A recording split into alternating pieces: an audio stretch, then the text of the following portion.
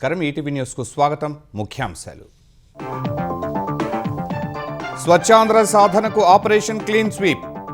నెల రోజుల కార్యక్రమాన్ని ప్రకటించిన చంద్రబాబు ప్రజల సహకారంతోనే సాకారమవుతుందని వెల్లడి.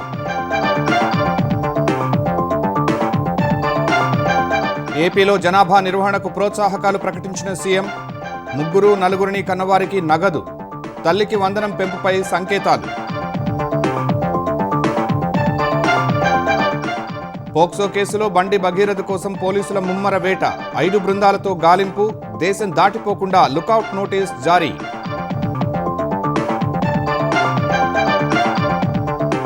వచ్చే నెల 15 నుంచి తెలంగాణలో ఎస్ఐఆర్ ప్రక్రియ. జూన్ 25 నుంచి జూలై 24 వరకు ఇంటింటి సర్వే. ఆన్లైన్లోనూ ఎన్యూమరేషన్కు అవకాశం. సైబర్ కేటుగాళ్ల ఆట కట్టించేందుకు హైదరాబాద్ పోలీసుల ప్రత్యేక ఆపరేషన్. ఆక్టోపస్ 3.0 పేరుతో 15 రాష్ట్రాల్లో తనిఖీలు. 10 మంది అరెస్ట్. ఐసిస్ రెండో కమాండర్ను మట్టుబెట్టిన America army. Abu Bilal Abu మినుకిని హతమార్చినట్టు డొనాల్డ్ ట్రంప్ ప్రకటన.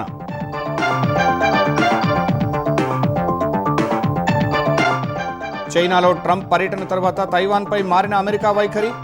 స్వాతంత్ర్యం కోసం యత్నించి ముప్పు కొని తెచ్చుకోవద్దని సూచన.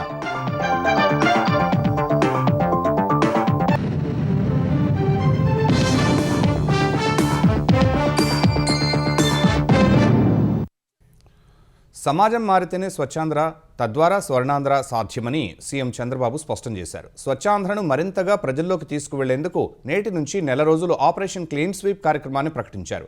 జనాభా నిర్వహణ కోసం 3వ బిడ్డను కన్నవారికి 30,000, 4వ బిడ్డను కన్నవారికి 40,000 ఇస్తామని చంద్రబాబు వెల్లడించారు. వీలును బట్టి తల్లికి వందనం మొత్తాన్ని పెంచుతామన్నారు. శ్రీకాకుళం జిల్లా నరసన్నపేటలో పర్యటించిన ముఖ్యమంత్రి చంద్రబాబు స్వర్ణాంధ్ర స్వచ్ఛాంధ్ర కార్యక్రమంలో పాల్గొన్నారు. పారిశుద్ధ్యం, పర్యావరణ పరిరక్షణపై ప్రజలకు పలు సూచనలు చేశారు. గత ప్రభుత్వం వదిలేసి వెళ్లిపోయిన 86 లక్షల మెట్రిక్ టన్నుల చెత్తను తొలగించేందుకే 23 నెలలు పట్టిందని వివరించారు. పరిసరాలు పరిశుభ్రంగా ఉంటే సరిపోదని, అలవాట్లు కూడా మారాలని ప్రజలకు సూచించారు. రోడ్డు మీద కాగితాలు లేకుండా ఉండడం, ఇంట్లో చెత్త లేకుండా ఉండడం మీరు అనుకుంటున్నారు. కాదు, మనలో కూడా మార్పు రావాలి. స్వచ్ఛమైన ఆలోచనలు చేయాలి. మనం తినే తిండి దగ్గర నుంచి, మన ఆరోగ్యం దగ్గర నుంచి జాగ్రత్తలు తీసుకోవాలి. తర్వాత ఇల్లు, పరిసరాలు, ఆఫీసు, అలవాట్లు మారాలి. తద్వారా సమాజం మారుతుంది. సమాజం మారితే స్వచ్ఛాంధ్ర సాకారం అవుతుంది. నెల రోజుల పాటు ఆపరేషన్ క్లీన్ స్వీప్ కార్యక్రమాన్ని నిర్వహిస్తామని సీఎం చంద్రబాబు తెలిపారు. దీనికి సంబంధించి చేపట్టబోయే కార్యాచరణను సీఎం ప్రకటించారు. 16 నుంచి 26 వరకు ఎక్కడికక్కడ పరిశుభ్రత కనిపించాలని అధికారులకు సూచించారు. 21 నుంచి 31 వరకు వర్షపు నీటి డ్రైనేజీలు, నాలాలు శుభ్రం చేయాలని ఆదేశించారు. వచ్చే నెల 1 నుంచి 9 వరకు నివాస, వాణిజ్య ప్రాంతాల్లో చెత్తను నిర్మూలించాలన్నారు. వచ్చే నెల 10 నుంచి 20 వరకు పబ్లిక్ కమ్యూనిటీ టాయిలెట్స్ పరిశుభ్రత కోసం పనిచేయాలని లక్ష్యంగా నిర్దేశించారు. స్వచ్ఛాంధ్రలో మరో అడుగు ముందుకేస్తున్నాం. ఆపరేషన్ క్లీన్ స్వీప్ ఈ రోజే ప్రారంభిస్తాం. అన్ని ప్రాంతాల్లో 4 రోజులు చేస్తాం. నెల రోజుల పాటు చేస్తాం. ప్రతిరోజు క్లీన్ డ్రైవ్ చేయాలి. కలెక్టర్ గారు నిద్రలేసి డిఫరెంట్ పంచాయతీలకి, మున్సిపాలిటీస్ కి వెళ్ళాలి. నాయకత్వం ఇవ్వాలి. మంత్రులు కూడా వెళ్ళాలి. ఎమ్మెల్యేలు వెళ్ళాలి. ప్రజలు సహకరించాలి. 4 వారాలు చేసి నెక్స్ట్ లెవెల్ తీసుకుపోవడానికి ముందుకు పోతున్నాం. ఇంకా మున్సిపల్ అడ్మినిస్ట్రేషన్ అవార్డ్స్ రావాలి. నాకు ఒక నమ్మకం ఉంది. మున్సిపల్ అడ్మినిస్ట్రేషన్ లో కూడా అన్ని మున్సిపాలిటీలో నెంబర్ 1 గా ఆంధ్రప్రదేశ్ ఉంటాం. దాంట్లో అనుమానం లేదు. పిల్లలు భారం కాదు, సంపద అని చంద్రబాబు స్పష్టం చేశారు. భగవంతుడు కరుణిస్తే తల్లికి వందనం కింద ఇచ్చే సొమ్మును పెంచుతామన్నారు. 3వ చైల్డ్ కి 30,000 రూపాయలు పుట్టిన వెంటనే ఇస్తాం. 4వ చైల్డ్ కి 40,000 రూపాయలు ఇస్తాం. ఇది కరెక్ట్ అయిన నిర్ణయం అని మిమ్మల్ని అడుగుతున్నా. మా ఆడబిడ్డలు చెప్పండి అమ్మా, మీరేమంటారు? మీరే సృష్టి కర్తలు. మీరు లేకపోతే సృష్టి లేదు. మీరు అనుకుంటున్నారు పిల్లలు భారం అని. కాదు, పిల్లలే మీకు సంపదను నిరూపించే బాధ్యత నాదని మరొకసారి హామీ ఇస్తున్నా. అంగన్వాడీలను ఇంకా బాగా చేయడం. మొదటి తారీఖు వస్తానే మీ అకౌంట్లో 15,000 రూపాయలు తల్లికి వందనం కింద మీ అకౌంట్లో వేస్తున్నా. భగవంతుడు కరుణిస్తే ఇంకా పెంచే బాధ్యత కూడా తీసుకుంటానని మీ అందరికీ హామీ ఇస్తున్నా. గత ప్రభుత్వం ప్రజల ఆస్తుల్ని మార్చేసి గందరగోళం చేసిందన్న ఆయన భూ తగాదాలు లేకుండా చేసే బాధ్యత కూటమి ప్రభుత్వానిదని హామీ ఇచ్చారు. పెరుగుతున్న భారత ఆకాంక్షలకు శక్తిని ఇవ్వడానికి రాయలసీమ సిద్ధంగా ఉందని ఆంధ్రప్రదేశ్ ఐటీ శాఖ మంత్రి నారా లోకేష్ వెల్లడించారు. రాయలసీమలో పెట్టుబడులపై ఎక్స్లో ఒక వీడియోను లోకేష్ పోస్ట్ చేశారు. ఫైటర్ జెట్స్ నుంచి డ్రోన్స్ వరకు రాయలసీమలో తయారు కానున్నాయనే అర్థం వచ్చే రీతిలో రూపొందించిన వీడియో ఆకట్టుకుంటోంది.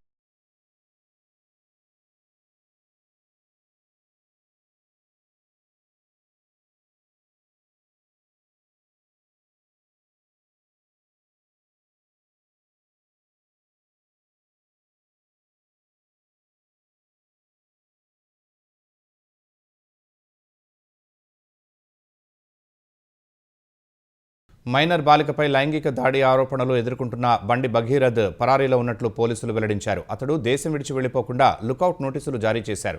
భగీరథ్ కోసం 5 బృందాలు గాలిస్తున్నాయి. అతనిపై ఇప్పటికే పోక్సో కేసు నమోదైంది. అతనితో సంప్రదింపుల్లో ఉన్న స్నేహితులు, బంధువుల ఇళ్లపై పోలీసులు నిఘా ఉంచినట్లు సమాచారం. బంజారాహిల్స్లోని బండి సంజయ్ ఇంట్లో ఒక బృందం తనిఖీలు చేపట్టింది. మైనర్ బాలికపై పోక్సో కేసు నమోదు కావడంతో భగీరథ్ ఈ నెల 13న విచారణకు రావాలని కరీంనగర్లో ఆయన మేనమామకు పోలీసులు నోటీసులు అందించారు. ఈ నెల 15న వస్తారని పోలీసులకు మెయిల్ ద్వారా భగీరథ్ సమాచారం ఇచ్చారు. కానీ శుక్రవారం సాయంత్రం వరకు చూసినా అతను విచారణకు రాలేదు. నిన్న హైకోర్టు భగీరథ్కు ముందస్తు బెయిల్ నిరాకరించింది. అరెస్ట్ నుంచి రక్షణ కల్పించాలన్న అభ్యర్థనను తిరస్కరించింది. భగీరథ్ విచారణకు రాకపోవడంతో అతను పరారీలో ఉన్నట్లు తేల్చిన పోలీసులు గాలింపు చర్యలు చేపట్టారు. తెలంగాణలో బీజేపీ లేదని, ఆ పార్టీ సోషల్ మీడియాలో ఎక్కువ, సొసైటీలో తక్కువ అని బీఆర్ఎస్ కార్యనిర్వాహక అధ్యక్షుడు కేటీఆర్ అన్నారు. తెలంగాణ భవన్లో జరిగిన సనత్ నగర్ నియోజకవర్గ బీఆర్ఎస్ విస్తృత స్థాయి సమావేశంలో కేటీఆర్ పాల్గొన్నారు. జూబ్లీహిల్స్ ఉప ఎన్నికల సమయంలో దొంగ ఓట్లు చూశామన్న ఆయన తమకు ఆ అవసరం లేదని, ఎన్నికల్లో తాము పూర్తి పారదర్శకంగానే పెడతామని చెప్పారు. అర్హులు అందరికీ ఓటు హక్కు ఉండేలా చూడడం సహా కాంగ్రెస్, బీజేపీ దొంగ ఓట్లు చేర్చకుండా అప్రమత్తంగా ఉండాలని కార్యకర్తలకు కేటీఆర్ సూచించారు. కేసీఆర్ ఇండ్లు కట్టించి పట్టాలు ఇస్తే కాంగ్రెస్ ప్రభుత్వం ఇండ్లు కూలగొడుతోందని విమర్శించారు.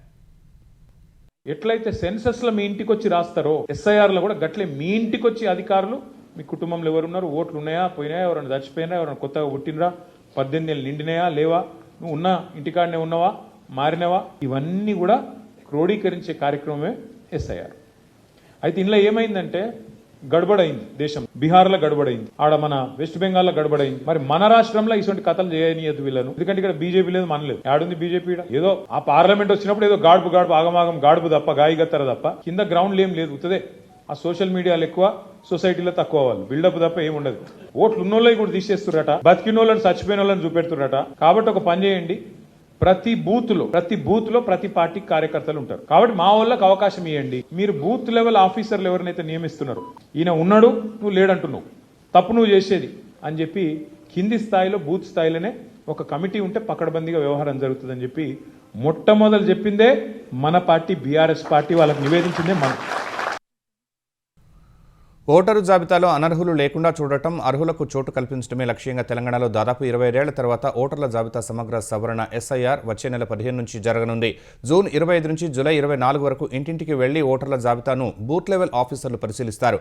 ఆన్లైన్లోనూ ఎన్యూమరేషన్ చేసుకునే అవకాశం ఉంది. ఎన్యూమరేషన్ ఫామ్ను నింపడంలో సందేహాలు ఎదురైతే BLOలు నివృత్తి చేస్తారని తెలంగాణ ఎన్నికల ప్రధాన అధికారి సుదర్శన్ రెడ్డి చెప్పారు. హెల్ప్ డెస్క్లను సైతం ఏర్పాటు చేస్తారని ఆయన వివరించారు. ఎస్ఐఆర్ పూర్తయిన తర్వాత ఓటరు జాబితా ముసాయిదా ప్రతులను రాజకీయ పార్టీలు ఇస్తామన్నారు. వెబ్సైట్లోనూ పెడతామని స్పష్టం చేశారు. డ్రాఫ్ట్ నోటిఫికేషన్పై జూలై 31 నుంచి ఆగస్టు 30 వరకు అభ్యంతరాలు తెలపవచ్చన్నారు. అభ్యంతరాలు పరిశీలించాక అక్టోబర్ 1న తుది ఓటర్ జాబితా ప్రచురిస్తామన్నారు. బిఎల్ఓ ప్రతి ఇంటికి 3 సార్లు వెళ్తారు. ఫామ్స్ డిస్ట్రిబ్యూట్ చేయడానికి 2-3 సార్లు. ఫస్ట్ వెళ్ళినప్పుడు ఎవరైనా ఇంట్లో లేకపోతే మళ్ళీ ఒకసారి వెళ్ళడం, ఆ విధంగా 2-3 సార్లు వెళ్ళి ఫామ్స్ డిస్ట్రిబ్యూట్ చేస్తారు, మళ్ళీ కలెక్ట్ చేసుకోవడం కూడా జరుగుతుంది. నోటీస్ పీరియడ్ ఏదైందో క్లెయిమ్స్ అండ్ అబ్జెక్షన్స్ పీరియడ్లో ఈఆర్ఓ యొక్క నోటీస్ని అందుకున్న తర్వాత ఎవరికైతే నోటీసులు ఇవ్వడం జరుగుతుందో వాళ్ళ దగ్గర నుండి ఫామ్స్ కానీ అడిషనల్ డాక్యుమెంట్స్ కానీ తీసుకోవడం జరుగుతుంది. డ్రాఫ్ట్ పబ్లికేషన్ అయిన తర్వాత rationalisation of the polling station జరుగుతుంది. ఈ ఎస్ఐఆర్ యొక్క ముఖ్య ఉద్దేశం ఏంటంటే no eligible citizen should be left out and no ineligible elector should be included. ఇది ఎస్ఐఆర్ యొక్క ముఖ్య ఉద్దేశం. పెట్రోల్ డీజిల్ ధరల పెంపుపై కేంద్రంలోని ఎన్డీఏ సర్కార్పై ముఖ్యమంత్రి రేవంత్ రెడ్డి మరోసారి తీవ్ర విమర్శలు గుప్పించారు. పెట్రోల్ ధరల పెంపు సామాన్యుల పాలిట పిడుగుపాట్లా మారిందని ఆందోళన వ్యక్తం చేశారు. నిత్యావసర ధరలు పెరుగుతాయని, అనేక రంగాలపై వ్యతిరేక ప్రభావం పడుతుందన్నారు. ఈ మేరకు సామాజిక మాధ్యమం ఎక్స్లో రేవంత్ రెడ్డి పోస్ట్ చేశారు. మోదీ సర్కార్ అసమర్థ పాలన, అనాలోచిత విధానాల వల్ల దేశ ఆర్థిక వ్యవస్థ కుదేలైందని ఆరోపించారు. 10 ఏళ్లుగా రూపాయి విలువ పడిపోతూనే ఉందని విమర్శించారు. ఇరాన్ ఇజ్రాయెల్ యుద్ధాన్ని సాకుగా చూపి పెట్రోల్ డీజిల్ రేట్లను పెంచడం సామాన్యుల నడ్డివిరచటమేనని రేవంత్ మండిపడ్డారు. ప్రపంచంలో భారత్ను 3వ అతిపెద్ద ఆర్థిక వ్యవస్థగా నిలిపామని చెప్పుకుంటున్న మోదీ ప్రభుత్వం ధరల పెంపును ఎలా సమర్థించుకుంటుందని ప్రశ్నించారు. ఎన్నికల ముందు ధరలు పెంచబోమని పదే పదే చెప్పి ఫలితాలు వచ్చి 10 రోజులు కూడా గడవక ముందే బాదుడు మొదలుపెట్టారని ధ్వజమెత్తారు. పెంచిన ధరలను తక్షణం ఉపసంహరించుకోవాలని ముఖ్యమంత్రి రేవంత్ రెడ్డి డిమాండ్ చేశారు. దేశంలో చమురు సంస్థలు పెట్రోల్ ధరలను పెంచిన మరుసటి రోజే కేంద్రం పెట్రోల్ ఎగుమతులపై విండ్ఫాల్ ట్యాక్స్ విధించింది. ఒక్కో లీటర్ పెట్రోల్పై ₹3 చొప్పున విండ్ఫాల్ ట్యాక్స్ విధిస్తూ నిర్ణయం తీసుకుంది. ఇదే సమయంలో డీజిల్ ఎగుమతులపై విధిస్తున్న లెవీని లీటర్కు ₹16.5, విమాన ఇంధనంపై లెవీని ₹16కు తగ్గిస్తున్నట్టు తెలిపింది. కొత్త రేట్లు ఇవాళ్టి నుంచి అమల్లోకి వచ్చాయి. పెట్రోల్, డీజిల్ ఎగుమతులపై రోడ్డు, మౌలిక సదుపాయాల సెస్ ఏమీ ఉండదని, అలాగే దేశీయ వినియోగం కోసం వాడే ఇంధన పన్ను రేట్లలో ఎలాంటి మార్పులు లేవని ఆర్థిక శాఖ నోటిఫికేషన్లో పేర్కొంది. పశ్చిమాసియా సంక్షోభం ప్రారంభమైన తర్వాత పెట్రోల్పై ₹3 ప్రత్యేక అదనపు ఎక్సైజ్ సుంకాన్ని విధించడం ఇదే మొదటిసారి.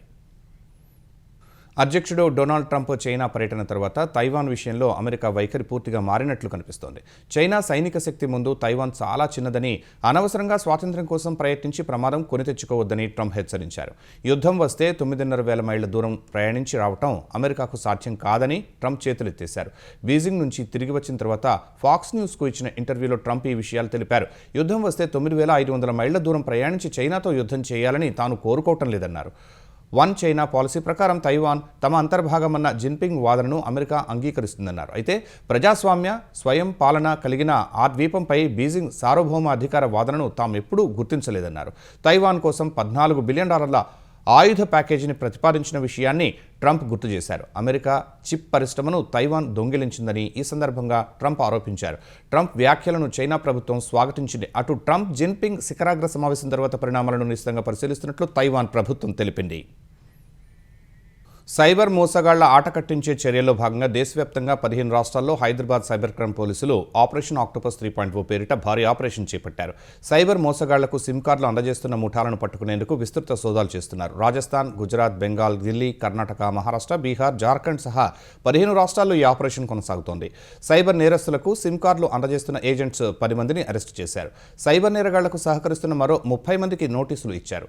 ఆక్టోపస్ 3.0 ఇంకా కొనసాగుతోందని అధికారులు తెలిపారు. గతంలో 2 సార్లు దేశవ్యాప్తంగా పలు రాష్ట్రాల్లో సైబర్ క్రైమ్ పోలీసులు సోదాలు చేశారు. సైబర్ నేరస్తులకు బ్యాంక్ అకౌంట్స్ అందిస్తున్న ఖాతాదారులే లక్ష్యంగా ఆపరేషన్ ఆక్టోపస్ 1.0 చేపట్టారు. సైబర్ మోసగాళ్లకు సహకరిస్తున్న బ్యాంక్ మేనేజర్స్, సిబ్బంది లక్ష్యంగా ఆపరేషన్ ఆక్టోపస్ 2.0ను కూడా చేపట్టారు. తాజాగా సిమ్ అందిస్తున్న ముఠాలపై దృష్టి పెట్టారు. నిమ్స్లో కిడ్నీ రాకెట్, కిడ్నీ దందా అంటూ సోషల్ మీడియాలో జరుగుతున్న తప్పుడు ప్రచారాన్ని నమ్మొద్దని నిమ్స్ డైరెక్టర్ డాక్టర్ బీరప్ప ప్రజలకు విజ్ఞప్తి చేశారు. లక్షల మంది పేషెంట్లకు వైద్య సేవలు అందిస్తున్న హాస్పిటల్పై బురద జల్లే వ్యక్తుల పట్ల అప్రమత్తంగా ఉండాలని సూచించారు. కిడ్నీ ఆపరేషన్ చేయిస్తారని చెప్పి నిమ్స్ అవుట్సోర్సింగ్ ఉద్యోగి ఒకరు డబ్బులు తీసుకున్నట్టు ఒక పేషెంట్ నుంచి ఫిర్యాదు వచ్చిందని బీరప్ప వెల్లడించారు. ఈ అంశంపై పంజాగుట్ట పోలీసులు దర్యాప్తు చేస్తున్నారని ఆయన పేర్కొన్నారు. ప్రాథమిక విచారణ అనంతరం ఆరోపణలు ఎదుర్కొంటున్న ఉద్యోగిని విధుల నుంచి తొలగించామని చెప్పారు. ఈ వ్యవహారంలో ఎవరి పాత్రైనా ఉన్నట్టు తేలితే వారిపై కూడా కఠిన చర్యలు తీసుకుంటామని బీరప్ప వెల్లడించారు. అటు కిడ్నీ రాకెట్ కేసులో నిమ్స్ ఉద్యోగి నాగరాజును అరెస్టు చేశారు. కిడ్నీ ఇప్పిస్తారని ఒకరి నుంచి నాగరాజు ₹1,50,000 వసూలు చేసినట్టు తెలుస్తోంది. ఐపీఎల్ మ్యాచ్లపై అభిమానుల క్రేజ్ని ఆసరాగా చేసుకుని కొందరు కేటుగాళ్లు మోసాలకు పాల్పడుతున్నట్టు పోలీసులు హెచ్చరించారు. ఫేక్ యాప్స్, వెబ్సైట్లతో దోపిడీకి తెరతీసినట్టు తెలిపారు. ఈ నెల 22న ఉప్పల్ స్టేడియంలో జరిగే Sunrisers Hyderabad, Bengaluru Royal Challengers మ్యాచ్కు సంబంధించి టికెట్లను తక్కువ ధరకే ఇస్తామంటూ కొందరు సోషల్ మీడియాలో ప్రకటనలు ఇచ్చారని తెలిపారు. ఆ యాప్స్లో తక్కువ ధరకే వస్తాయని నమ్మి చాలామంది టికెట్లు బుక్ చేసుకుంటున్నారని పోలీసులు గుర్తించారు. చివరకు డబ్బు చెల్లించిన తర్వాత కూడా టికెట్లు రావడం లేదని తెలిపారు. ఇలాంటి ఫేక్ లింక్లను నమ్మవద్దని పోలీసులు హెచ్చరించారు. అలాంటి లింక్లను క్లిక్ చేస్తే డబ్బు గల్లంతయ్యే ప్రమాదం ఉందన్నారు. ఫేక్ యాప్స్, వెబ్సైట్లపై నిఘా పెట్టామన్న పోలీసులు అనుమానాస్పద లింక్లు, యాప్స్పై తమకు ఫిర్యాదు చేయాలని విజ్ఞప్తి చేశారు. కొనుగోలు కేంద్రాల్లో పేరుకుపోయిన ధాన్యాన్ని వెంటనే మిల్లులకు తరలించాలంటూ పెద్దపల్లి జిల్లా ఓదెల మండలం కనగర్తిలో రైతులు ఆందోళన నిర్వహించారు. రాస్తారోకో నిర్వహించి ప్రభుత్వానికి వ్యతిరేకంగా నినాదాలు చేశారు. నెల క్రితం కొనుగోలు కేంద్రం ప్రారంభించినా ఇంతవరకు ధాన్యం తరలింపు ఊపందుకోలేదని ఆగ్రహం వ్యక్తం చేశారు. ఈదురు గాలులు, అకాల వర్షాలతో కంటి మీద కునుకు లేకుండా పోయిందని రైతులు ఆవేదన వ్యక్తం చేశారు. ధాన్యం కొనుగోలుపై ఇకనైనా నిర్లక్ష్యం వేయాలని డిమాండ్ చేశారు. రాస్తారోకో వల్ల వాహనాల రాకపోకలకు తీవ్ర అంతరాయం ఏర్పడింది. లారీల కొరత వల్ల రోజుకు 1 లారీ 2 లారీలు దాదాపు ఇక్కడ నుంచి ఈ సెంటర్ నుంచి కొనుగోలు లారీలు దాదాపు 200 లారీలు పోతాయి. ఒక సెంటర్ నుంచి ఇట్లా 1 లారీ 2 లారీలు తరలించుకుంటూ పోతే ఈ రోని మురికచ్చిలా ఇచ్చినా కూడా ఇక్కడ ఉన్నటువంటి వడ్లు పోయే పరిస్థితి కనబడలేదు. లారీల హమాలీలు ఉంటే లారీలు వస్తలేవు, లారీలు ఉంటే హమాలీలు వస్తలేవు. ఈ హమాలీల కొరత కూడా ఇక్కడికి బాగున్నది. ఈ వారం రోజుల నుంచి బత్తాలు ఇన్నే ఉంటున్నాయి. కాంటాలు చేసి అమలులో నిల్వ ఉన్న బస్తాలు తరలించడానికి లారీలు రావడం లేదు. అంతేకాకుండా ఈ జోకి ఉన్న బస్తాలు ఈ 3-4 రోజుల నుండి నిల్వ ఉండడం వలన అక్కడ కాంటా ప్రాబ్లం వచ్చిందని కటింగ్ చేయడం జరుగుతుంది. మళ్ళీ అంతేకాకుండా ఇప్పుడు నిన్న ఎస్ఐ గారు స్పందించి ట్రాక్టర్లు పిలిపించడం జరిగింది.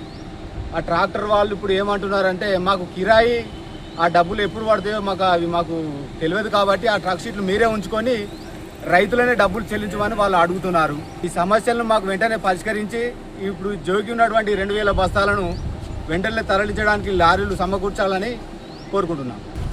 ఎందుకు పట్టించుకుంటలేరు, ఇంకెందుకు కోసం ఉంచుకుంటారు? సరే పెట్టకుంటే మీరు ఇట్లా వ్యవసాయం చేయకుంటే అంటే మాకు ఏదైనా చూస్తుంటే మరి సపరేట్గా పని చేస్తాం. మీరు వెంటనే ఏదైనా మాకు నిర్ణయం చేసి వచ్చారాక మేము ఇక్కడ సిద్ధి అనుకుంటాం. ఆంధ్రప్రదేశ్లో ఎంబీఏ, ఎంసీఏ కోర్సుల్లో ప్రవేశానికి నిర్వహించిన ఏపీ ఐసెట్ 2026 ఫలితాలను విద్యాశాఖ మంత్రి నారా లోకేష్ విడుదల చేశారు. ఫలితాల్లో 91.41% ఉత్తీర్ణత సాధించారని ఆయన తెలిపారు. పరీక్షకు 23,198 మంది అభ్యర్థులు హాజరయ్యారని వివరించారు. 21,205 మంది అర్హత సాధించారని పేర్కొన్నారు. వెబ్సైట్లోనూ లేకుంటే 9552300009 వాట్సాప్ నెంబర్కు మెసేజ్ చేసి ఐసెట్ ఫలితాలు తీసుకోవచ్చని సూచించారు. అర్హత సాధించిన విద్యార్థులు అందరికీ లోకేష్ అభినందనలు తెలిపారు. డప్పు కళాకారుల సంక్షేమాన్ని కాంక్షిస్తూ విజయవాడ పీడబ్ల్యూడీ గ్రౌండ్స్లో రేపు సాయంత్రం పెద్ద సభ నిర్వహిస్తున్నామని బీజేపీ ఆంధ్రప్రదేశ్ అధ్యక్షుడు పివిఎన్ మాధవ్ తెలిపారు. ఈ కార్యక్రమానికి కేంద్ర మంత్రి వీరేంద్ర కుమార్, కూటమి నేతలు, ఆయా సంఘాల ప్రతినిధులు హాజరవుతారని ఆయన చెప్పారు. డప్పు కళాకారుల సంక్షేమం, అభివృద్ధి కోసం కేంద్ర రాష్ట్ర ప్రభుత్వాలు చేపడుతున్న అభివృద్ధి కార్యక్రమాలు భవిష్యత్తులో చేపట్టాల్సిన అంశాలపై చర్చిస్తామని మాధవ్ చెప్పారు. రాష్ట్ర వ్యాప్తంగా ఈ యొక్క డప్పు కళాకారుల యొక్క సమస్యలు, వాటి సంబంధించి అనేక అంశాలు, వాటిని పైన ఒక రౌండ్ టేబుల్ కాన్ఫరెన్స్ గత నెలలో ఇక్కడే నిర్వహించుకోవడం జరిగింది. వాళ్ళకి సంబంధించి సంక్షేమం కోసం ఆలోచన చేయాలని చెప్పి ఒక అతి పెద్ద డప్పు వాయిద్య కళాకారుల ప్రదర్శన విజయవాడలో నిర్వహించుకుంటున్నాం. అటువంటి ఒక శంకారం, ఒక దండోరా ఈ రాష్ట్రంలో వేసే విధంగా అంబేద్కర్ గారి సాక్షిగా ఈ యొక్క కార్యక్రమం రేపు పెద్ద ఎత్తున చేయబోతున్నాం. మినిస్టర్ ఆఫ్ సోషల్ జస్టిస్ నుంచి, అలాగే మన రాష్ట్ర మంత్రివర్యులు సత్యకుమార్ గారు, అలాగే అనేక మంది నాయకులు ఈ యొక్క కార్యక్రమంలో పాల్గొంటారు. మిత్రపక్షాలకు సంబంధించిన నాయకులు కూడా ఈ కార్యక్రమంలో పాల్గొమంటారు. కాకినాడ జిల్లాలో ఉపాధి హామీ కార్మికులను టిప్పర్ లారీ ఢీకొట్టిన ప్రమాదంలో 4 మృతి చెందారు. ఉదయాన్నే ఉపాధి పనులకు వెళుతున్న కూలీలను కొవ్వూరు బ్రిడ్జ్ వద్ద టిప్పర్ లారీ ఢీకొట్టింది. ఈ ఘటనలో 4 అక్కడికక్కడే మృతి చెందారు. మరో 2కి తీవ్ర గాయాలయ్యాయి. క్షతగాతులను కాకినాడ ఆసుపత్రికి తరలించి చికిత్స అందిస్తున్నారు. వాసంశెట్టి సత్యవతి, పాలిక కృష్ణవేణి, చిట్టెమ్మ, చెల్లూరి అన్నవరం ప్రమాదంలో మృతి చెందినట్లు పోలీసులు గుర్తించారు. మట్టపర్తి అరుణకుమారి, పాలిక నాగమణి తీవ్రంగా గాయపడ్డారు. ఘటనా స్థలానికి చేరుకున్న పోలీసులు కేసు నమోదు చేసి దర్యాప్తు చేస్తున్నారు. డ్రైవర్ నిర్లక్ష్యం కారణంగానే ప్రమాదం జరిగిందని తోటి కూలీలు చెబుతున్నారు. కాకినాడ రోడ్డు ప్రమాద ఘటనపై మంత్రులు తీవ్ర దిగ్భ్రాంతి వ్యక్తం చేశారు.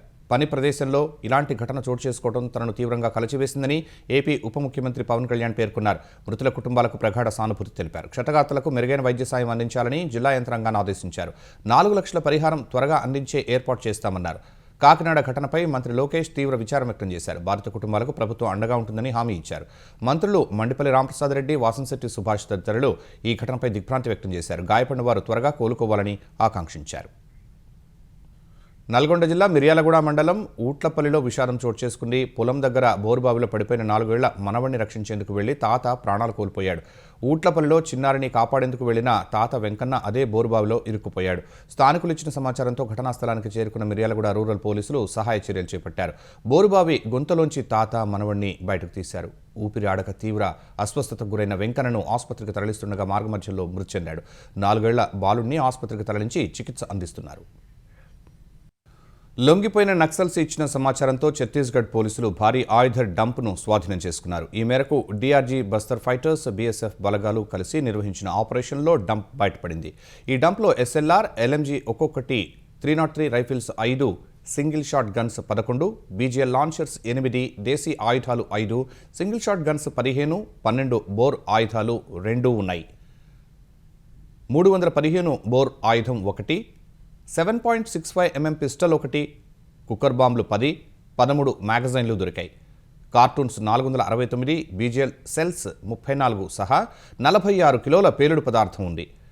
4 వాకీటాకీలు, గ్యాస్ సిలిండర్ కూడా లభించినట్టు పోలీసులు తెలిపారు. ఆపరేషన్ కగార్ తర్వాత లొంగిపోయిన మావోయిస్టులు ఇచ్చిన సమాచారం ఆధారంగా చేపట్టిన ఆపరేషన్లో ఈ ఆయుధ డంపు లభించినట్టు కాంగ్ఖేర్ జిల్లా ఎస్పీ నిఖిల్ రకోచా తెలిపారు. పశ్చిమ బెంగాల్ అసెంబ్లీ ఎన్నికల్లో టీఎంసీ ఘోర పరాజయం పాలైన వేళ ఆ పార్టీ అధినేత మమతా బెనర్జీ కీలక వ్యాఖ్యలు చేశారు. తృణమూల్లో ఉండాలనుకునే వాళ్ళు ఉండొచ్చని, వద్దనుకునేవారు నిర్మోహమాటంగా వెళ్ళిపోవచ్చని సూచించారు. టీఎంసీని మళ్లీ కొత్తగా నిర్మాణం చేసుకుంటామని చెప్పారు. అసెంబ్లీ ఎన్నికల్లో పోటీ చేసిన అభ్యర్థులతో మమత తన నివాసంలో సమావేశమయ్యారు. ఎన్నికల్లో ఓడిపోయినా టీఎంసీ పుంజుకుంటుందని విశ్వాసం వ్యక్తం చేశారు. టీఎంసీలో కొనసాగేవారు దెబ్బతిన్న పార్టీ కార్యాలయాలను పునర్నిర్మించాలని కోరారు. అవసరమైతే తానే వచ్చి రంగులు వేస్తానని దీదీ చెప్పారు. తృణమూల్ కాంగ్రెస్ ఎవరికీ తల వంచదని, ప్రజా తీర్పును బీజేపీ దొంగిలించిందని మరోసారి ఆరోపించారు. ఎన్నికల్లో ఓటమి తర్వాత పార్టీలో అంతర్గత విభేదాలు మొదలైనట్టు ఊహాగానాలు వినిపిస్తున్న వేళ మమతా బెనర్జీ చేసిన వ్యాఖ్యలు ప్రాధాన్యం సంతరించుకున్నాయి. కర్ణాటక కొప్పల్ జిల్లాలో ఘోర రోడ్డు ప్రమాదంలో 7 ఏళ్ల వయసున్న చిన్నారి సహా ఒకే కుటుంబానికి చెందిన 7 దుర్మరణం పాలయ్యారు.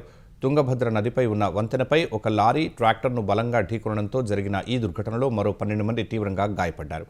ఈ ఘటన జరిగినప్పుడు ట్రాక్టర్లో 19 మంది ఉన్నారు. అందరూ రోజువారీ కూలీలని హులిగెమ్మ దేవాలయానికి వెళుతుండగా ఈ విషాదం జరిగిందని పోలీసులు తెలిపారు. క్షతగాతులకు ఆసుపత్రుల్లో చికిత్స అందిస్తున్నట్టు తెలిపారు. ఈ ప్రమాదంపై దిగ్భ్రాంతి వ్యక్తం చేసిన కర్ణాటక ముఖ్యమంత్రి సిద్ధరామయ్య మృతుల కుటుంబాలకు 5 లక్షల చొప్పున ఆర్థిక సాయం చేయనున్నట్టు ప్రకటించారు. మధ్యప్రదేశ్ ధార్ జిల్లాలో భోజ్శాల కమాల్ మౌలా కాంప్లెక్స్ను ఆలయంగా ప్రకటిస్తూ అక్కడి హైకోర్టు తీర్పు వెలువరించడంపై భక్తులు హర్షం వ్యక్తం చేస్తున్నారు. హిందూ పక్షానికి అక్కడ ఎలాంటి ఆంక్షలు లేకుండా పూజలు చేసుకునే హక్కు కల్పించినందున ఈ ఉదయం నుంచే భోజ్శాలకు భక్తులు పోటెత్తారు. ప్రత్యేక పూజలు, దర్శనాలు చేసుకుంటున్నారు. దశాబ్దాల తరువాత ఎలాంటి అడ్డంకులు లేకుండా అమ్మవారిని దర్శించుకుంటున్నామని చెప్పారు. ప్రపంచంలో అత్యంత క్రియాశీలకమైన ఉగ్రవాది ఐసిస్ ఉగ్ర సంస్థకు 2వ కమాండర్ అబూ బిలాల్ అల్ మినుకిని అమెరికా సైన్యం మట్టుబెట్టింది. నైజీరియాలో ఆ దేశ సైన్యంతో కలిసి అమెరికా దళాలు నిర్వహించిన సంయుక్త ఆపరేషన్లో అబూ బిలాల్ను అంతం చేసినట్లు అమెరికా అధ్యక్షుడు డొనాల్డ్ ట్రంప్ ప్రకటించారు.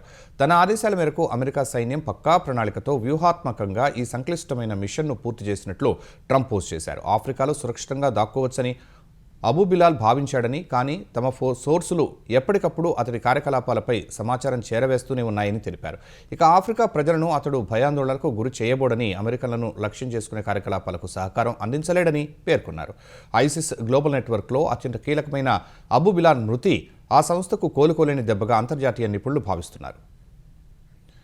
ఇంజనీరింగ్ అద్భుతాలకు కేర్ ఆఫ్ అడ్రస్గా నిలిచిన చైనా మరో భారీ లగ్జరీ క్రూయిజ్ నౌకను తయారు చేసింది. చైనా దేశీయంగా రూపొందించిన 2వ అతిపెద్ద క్రూయిజ్ నౌక అడోరా ఫ్లోరా సిటీ ట్రయల్ను చేపట్టింది. షాంఘై తీరం నుంచి 12 రోజులు ఇది సముద్రయానం చేయనుంది. 341 మీటర్ల పొడవు, 37.2 మీటర్ల వెడల్పు కలిగిన అడోరా ఫ్లోరా సిటీ 141,900 టన్నుల బరువు ఉంటుంది. అంటే దాదాపు 3 ఫుట్బాల్ మైదానాల కన్నా పెద్దది. ఇందులో ప్రపంచ స్థాయి రెస్టారెంట్లు, థియేటర్లు, వాటర్ పార్కులు, షాపింగ్ మాల్స్ ఉన్నాయి. ఇందులో ఏకంగా 2,130 విలాసవంతమైన గదులు ఉన్నాయి. 5,232 మంది పర్యాటకులు, వందలాది మంది సిబ్బంది ఒకేసారి ప్రయాణించే సామర్థ్యం దీని సొంతం. అధునాతన హార్డ్వేర్, సాఫ్ట్వేర్ వ్యవస్థలతో షాంఘై వైగా ఓకియావో షిప్ బిల్డింగ్ కంపెనీ ఈ నౌకను రూపొందించింది. ముఖ్యాంశాలు మరోసారి. స్వచ్ఛాంధ్ర సాధనకు ఆపరేషన్ క్లీన్ స్వీప్. నెల రోజుల కార్యక్రమాన్ని ప్రకటించిన చంద్రబాబు, ప్రజల సహకారంతోనే సాకారమవుతుందని వెల్లడి.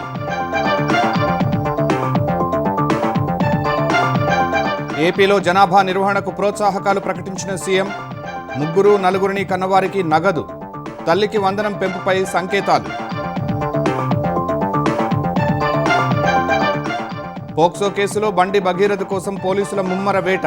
5 బృందాలతో గాలింపు, దేశం దాటిపోకుండా లుకౌట్ నోటీస్ జారీ.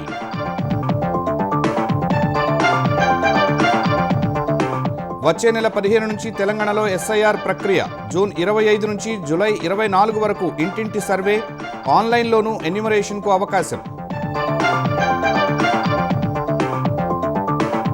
సైబర్ కేటుగాళ్ల ఆట కట్టించేందుకు హైదరాబాద్ పోలీసుల ప్రత్యేక ఆపరేషన్. ఆక్టోపస్ 3.0 పేరుతో 15 రాష్ట్రాల్లో తనిఖీలు, 10 మంది అరెస్ట్. ఐసిస్ రెండో కమాండర్ను మట్టుబెట్టిన America army. Abu Bilal Abu మినుకిని హతమార్చినట్టు డొనాల్డ్ ట్రంప్ ప్రకటన.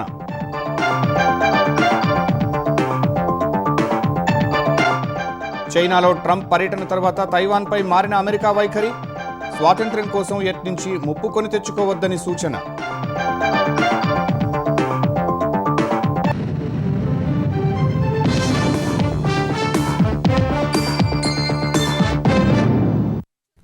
ఈటీవీ న్యూస్ సమాప్తం. నమస్కారం.